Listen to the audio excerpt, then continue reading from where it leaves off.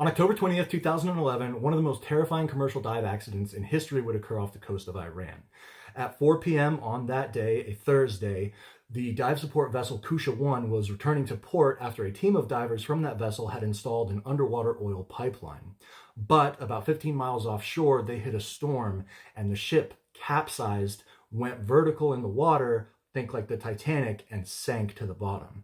This all happened in about 5 minutes, which is incredibly fast for a ship to sink. So the crew is panicking. They threw on life jackets. They jumped into the ocean. 60 of the 73 were rescued by a nearby fishing vessel. But for 6 of the men on board, 6 Indian divers, the ones who had installed that pipeline, escape would have been absolutely impossible because they were stuck inside of a decompression chamber. And if you don't know what that is, please look it up, or you can look it up on some of my other videos. I explain it a little better.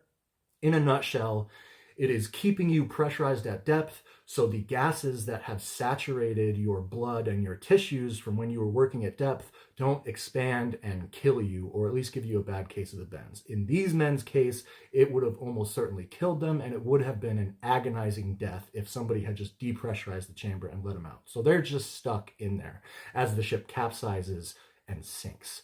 And they have just these little tiny portholes to look out of, very small space. They're all crammed in there, and everything would have just got darker and darker and darker as the ship sank deeper and deeper and deeper until at 72 meters, it slammed into the ocean floor. They would have probably heard and felt that and known that they were now sitting at the bottom of the ocean, just completely cut off from the rest of the world.